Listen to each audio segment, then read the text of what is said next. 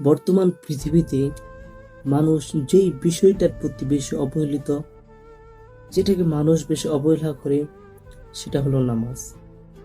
আর যেই বস্তুটাকে বেশি প্রাধান্য দেয়, সেটা হলো দুনিয়া।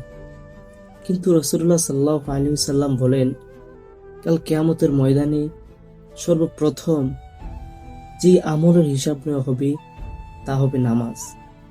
যে ব্যক্তি কাল কিয়ামতের ময়দানে তার সর্বপ্রথম বিচারে কামিয়াব হতে পারবে, পাশ হতে পারবে, সে তার পরবর্তী যে বিচারগুলো আছে তার মধ্যে সে পাশ হতে পারবে।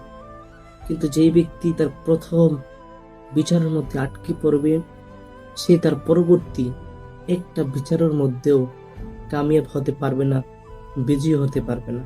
قد أفلح من تزكى ذكر اسم ربه فصلى